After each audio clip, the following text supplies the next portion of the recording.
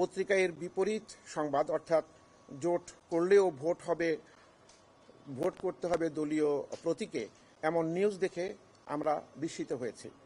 বাংলাদেশ জাতীয়তাবাদী দল এই সংশোধনীর সাথে একমত নয় এবং এই সংশোধনী বা পরিবর্তন বিএনপির কাছে গ্রহণযোগ্য নয়। জোট গঠনের মূল উদ্দেশ্য হচ্ছে, আপনারা জানেন,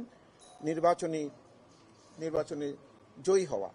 সে লক্ষ্যে জোটবদ্ধ রাজনৈতিক দলগুলোর নিজেদের পছন্দ অনুযায়ী প্রতীক বরাদ্দ চাওয়ার অধিকার রয়েছে এবং এ যাবৎ এই প্রক্রিয়াতেই জোটবদ্ধ দলগুলোর চাহিদা অনুসারেই প্রতীক বরাদ্দ দেওয়া হয়েছে এবং এতে কোনো সমস্যার সৃষ্টি হয়নি। এই বহুল প্রচলিত প্রক্রিয়া এবং পদ্ধতি পরিবর্তনের কোনো প্রয়োজনীয়তা কেন দেখা দিয়েছে তা আমাদের কাছে বোধগম্য নয়।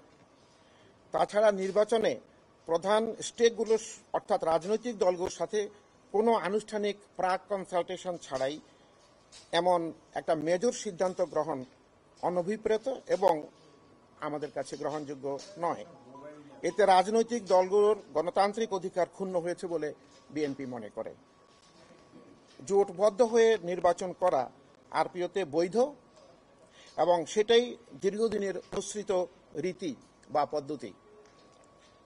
জোটবদ্ধ হয়ে রাজনীতি করার কিংবা জোটবদ্ধ হয়ে নির্বাচনের অধিকার থাকলে জোটবদ্ধ রাজনৈতিক দলগুলোর ইচ্ছানুযায়ী নিজ দল কিংবা জোটবদ্ধ যে কোনো দলের প্রতীক নিয়ে নির্বাচন করার অধিকার তাদের গণতান্ত্রিক অধিকার, সে অধিকার ক্ষুণ্ণ করার কোনো সুযোগ আছে বলে বিএনপি মনে করে না।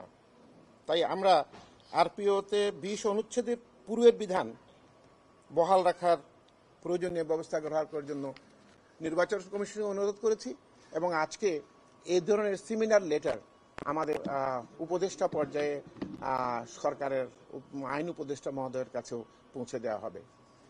আমরা আশা করি সরকারের গুড সেন্স উইল প্রিভেইল এবং আগের মতোই 20 অনুচ্ছেদ সংশোধন হবে না এবং জোটবদ্ধ রাজনৈতিক দলগুলো হয় নিজের দল অথবা জোটের যে কোনো একটা দলের প্রতীক নিয়ে নির্বাচন করতে পারবে।